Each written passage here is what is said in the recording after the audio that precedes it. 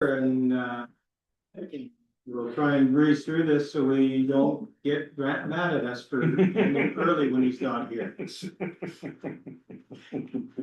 Yeah, Don Mendoza resides on Treaty 2 land. We acknowledge with gratitude that Mendoza is on the ancestral lands of the Anishinaabe Cree, Oji Cree, Dakota, and Dene peoples and the Métis Nation.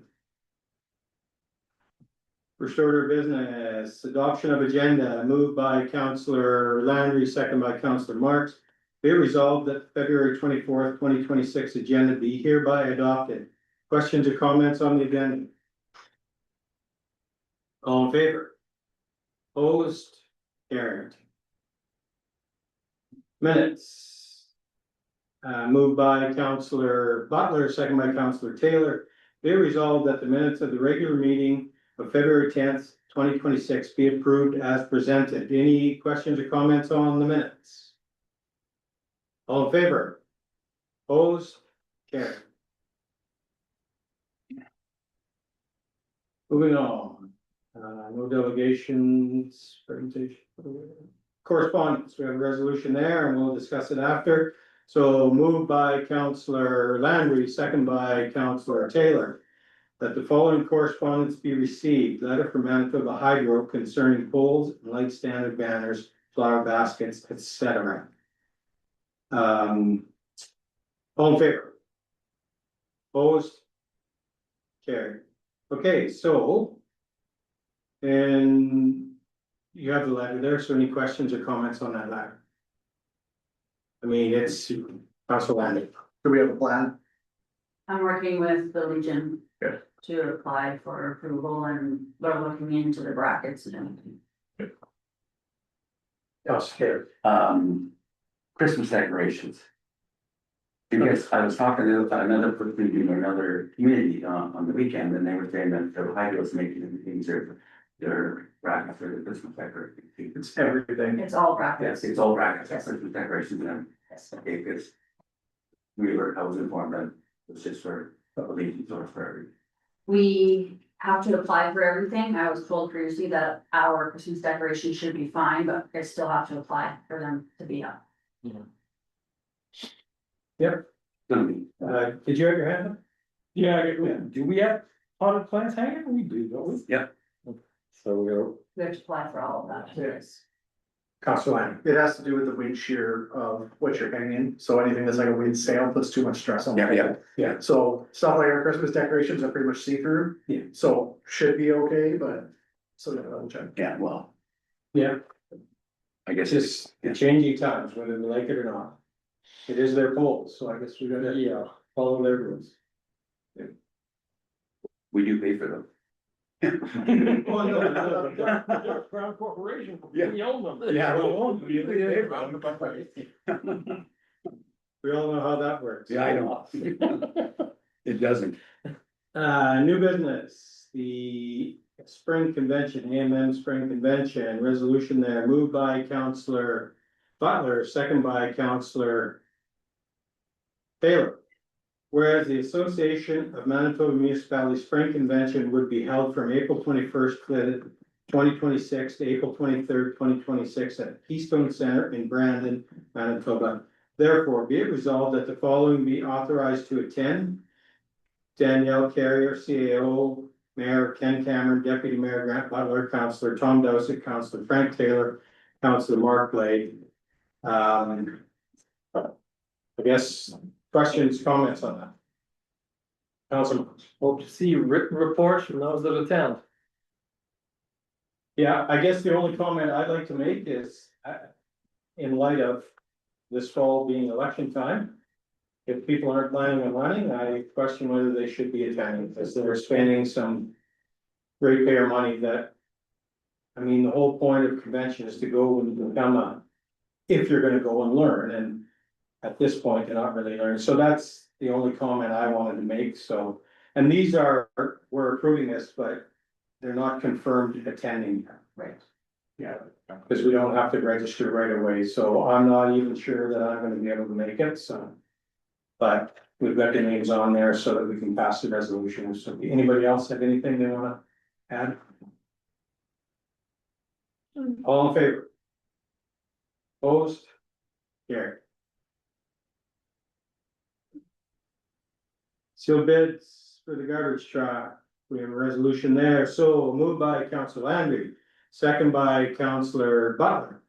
Whereas the town had a surplus garbage truck that had been advertised on the website, social media, and Mercs for sale by sealed bid. And whereas 2 sealed bids had been received, therefore be it resolved that the highest sealed bid in the amount of $61,250 from Superior North America Inc. be accepted. Questions or comments on that? Council Landry. Is this the propane company in Brandon or my, Nope, it's not Superior Propane, it's some outfit out of Calgary, oh, okay. and it's kind of.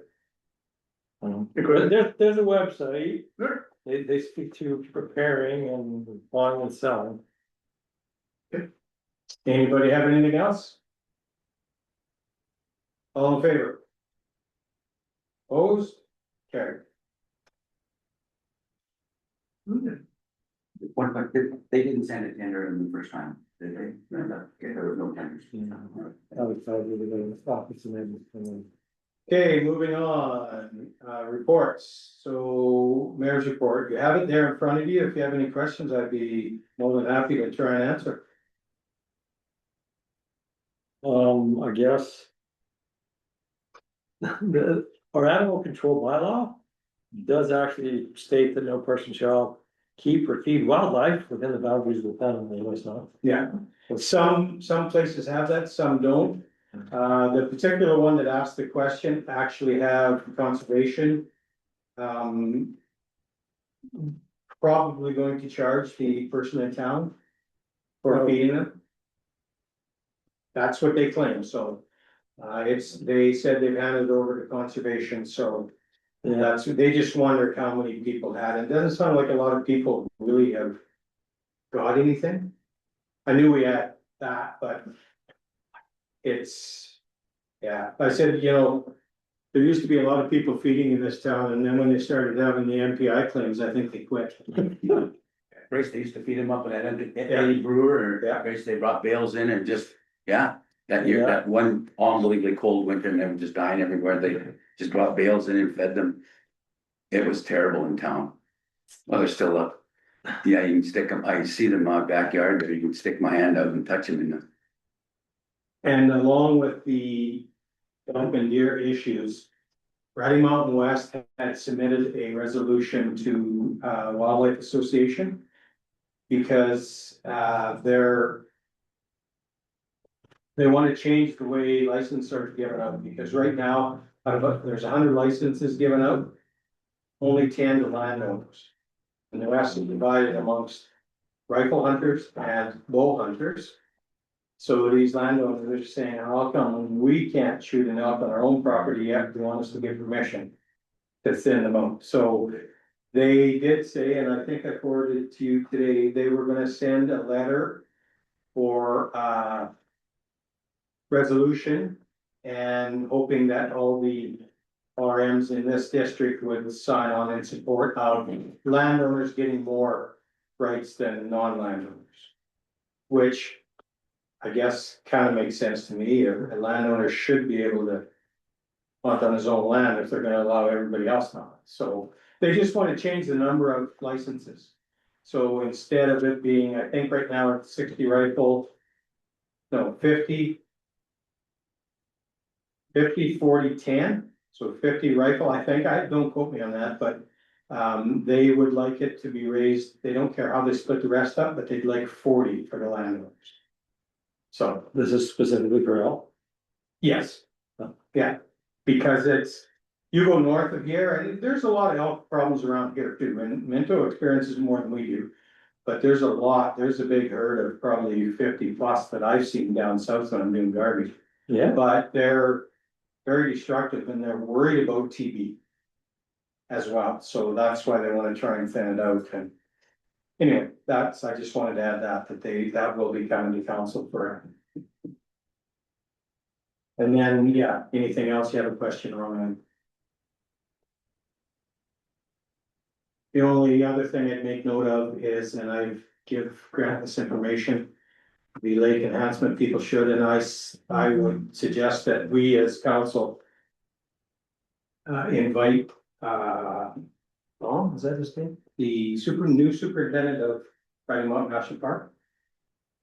Super great guy, he's got some great ideas, he's trying to rebuild relationships and partnerships, and he is more than willing to come down and talk to the lake enhancement people and coordinate what they're trying to do, what we're trying to do and all that, so.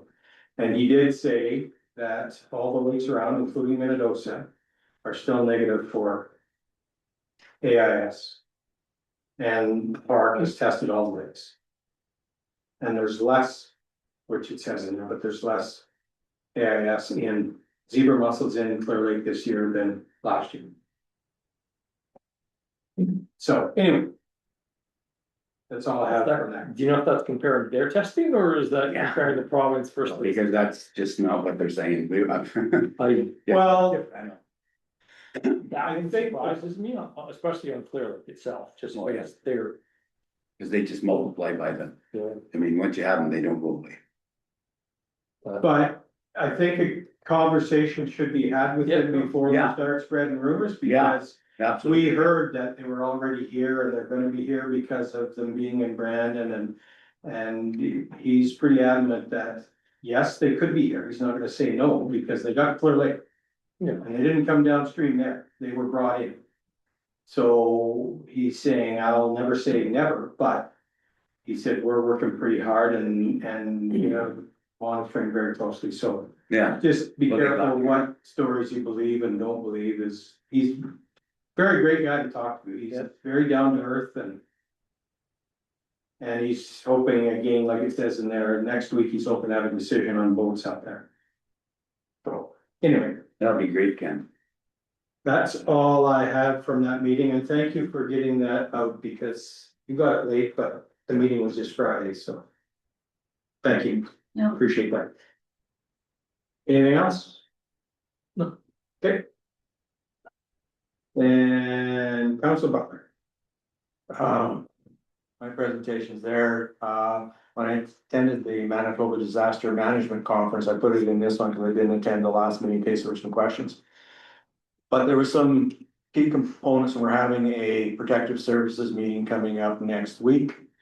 So some of the things that stand out, and especially from Lac Bonnie, was connecting with people. And that's been an ongoing theme throughout the conference, so I think we need to revisit make sure our Connect system and try and get as many people as possible to sign on. The trouble is, nobody wants to sign on until there's an emergency. And then they wonder how they're gonna get connected. Yeah. But what they've also found in Lac Bonnie, unbeknown to them, one of the cottage areas that got hit the heaviest and where 2 people died, there's no cell phone service. So these people had no idea the fire was coming. So there were gonna be no loss of life there.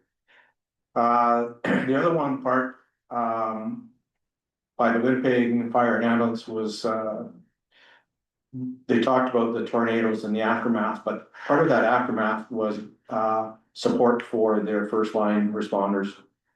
And I think, we're gonna discuss that, at our protective services meeting also.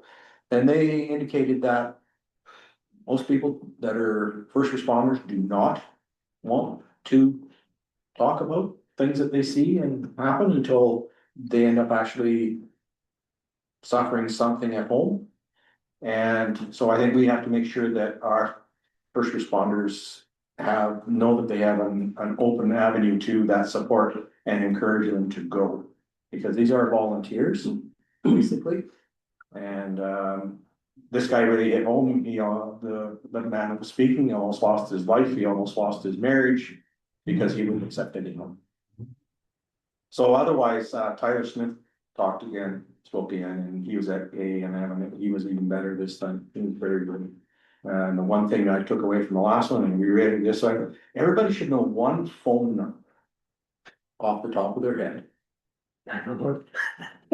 Because in an emergency where he was in the Stars ambulance and they said, yeah, anybody you can call, and he knew his mom's phone number.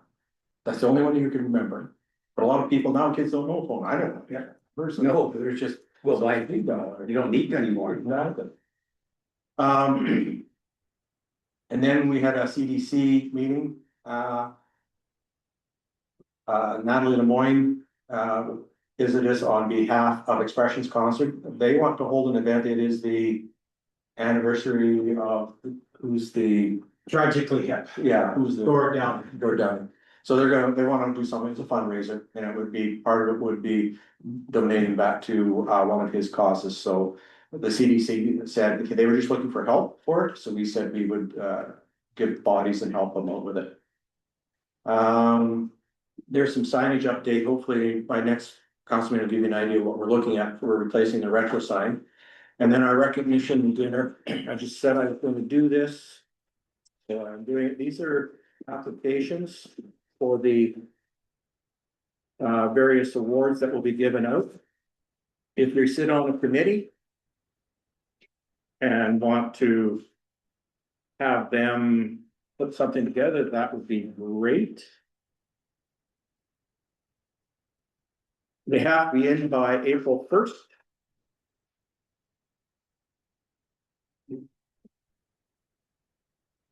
There are 4 different awards. Okay, how many you got? 4. Okay, you should have a business and community. Yeah, business and community. Youth, individual. And groups. Group and business. Okay. April 1st is the deadline for those nominations to be turned in. And no one will know who's getting it till the night off, the people will be invited, kind of a thing, same as what's been done in historically when it was the sportsman's dinner. We are looking at the possibility of setting up a tourist booth for this summer in this office right here. They had a tourist booth at Heritage Village. And it was relatively successful, but because it's off the beaten path, we're looking at setting up something in there to start mid-June and in August. Part of that's going to be depending on what kind of funds we can gather up for it, and we are going to be approaching the 50+ center for volunteers to help man it also. We should have it down to the booth there. Yes, that's right. Okay. That's you. Better. The what? Main Street has always been the sort of the go-to, because it's Yeah. right here, and then Heritage, we talked to Heritage Village because they had it last year, and they were asking for more funding through CDC. But it's, how does anybody know where that It's way better on Main Street. that it's down there, so we can redirect people down there. So I sent a proposal to the board about what it would look like and the costs, and then I'm gonna be meeting our board meeting, given a CDC meeting on Thursday, so we're gonna discuss it further and try and see if we can set this up.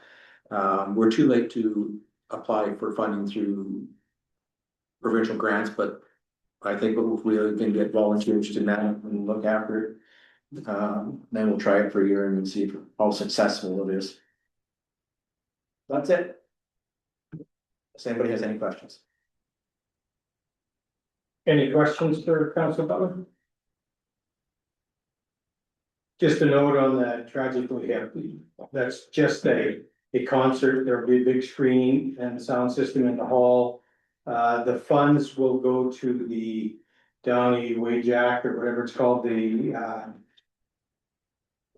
half the funds, the rest we keep, whoever hosts it keep. And there's no fee to put it on. The rights are given by the band, Tragically Hip Gord Downie Foundation, to show it. It's just an anniversary celebration. They hope to raise some money for his projects, the Gord Downie Foundation. And so anything above that is profit to whoever puts it on, which will be the CDC. We don't expect a huge profit, I don't think, but we can sell booze, so you can, it should be fun for those that like the Tragically Hip. It's just they kind of a get together. They're replaying the concert CBC did before. So that's what it's all about. I forgot one item. Okay, I had an evergreen meeting on Monday. I didn't put it in the report because it was on Monday. So there's a group going to Regina to look at the shredder on March the 3rd. They're gonna be spending about $20,000 to drill some monitoring wells on the west side of where the cells are, just to monitor the water going in, because they have wells watching the water go out. Frank, I asked about hog hair, the shredder, there doesn't need to go through the shredder, because it's small enough now anyways, because it's just hair. So it packs down pretty good. They're also looking at right now, getting a cat in to look at compacting better also. And I give Danielle some graphs of over the years, what kinds of material have been going into the landfill. So wood, recycling, batteries, and etc. Who's buying our garbage truck?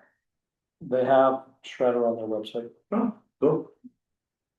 What do you make From Calgary. Yeah. Anna? I think we had a vegetation by them or quite expensive. So that's it. Sorry. No, that's fine. Do you know who's going on March 3rd? Bill from Carberry, Ray from Langford. And then one of the employees and the guy, the chairman from Elton. Jan? Yeah. Is it Dave or Crystal? Dave, I assume. Chris is going. Chris. Yeah. I gotta go in early in the morning. Do it and then try to come back. That's good. I mean, that's something to be told. Any other questions for Council? Okay. Thank you. Moving on. I guess next is to go in camera.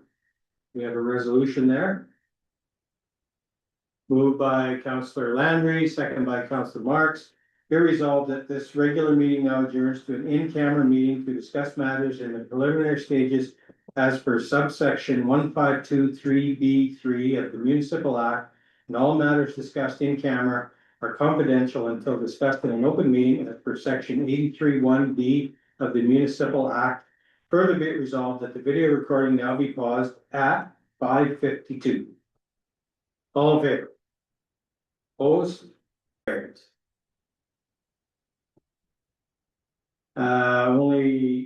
Anybody have anything they want to bring up? I just want to bring up, last weekend with the Skate the Lake and the, cancer cure curling for a cure. It was just an unbelievable weekend in town. It was just amazing that the people that were around, volunteers, definitely deserve a big hand from us because the work that they did, it was just fabulous. It was a fabulous weekend, beautiful weather, amazing, and I just want to put a shout out to them. Absolutely, curling for a cure, probably all saw, they made like 50 grand, just Yeah. short of Yeah. 50. Yeah, Highest and one yet. they had to actually open up Thursday night curling because they didn't have enough, they had too many rinks. And they didn't have enough time scheduled for. They increased it to 32 rigs this year. It's already sold out for next year. Yeah, it's already sold out for next year. At 32. And out at the, oh god, it was just crazy. Yeah, no, it was a good Yeah. weekend. Yeah. Okay, Fantastic. anything else? Then we have the resolution to adjourn, so moved by Councillor Landry, second by Councillor Butler. That the meeting be adjourned at 6:27 PM and to meet again on March 10th, 2026. All in favor? Carried.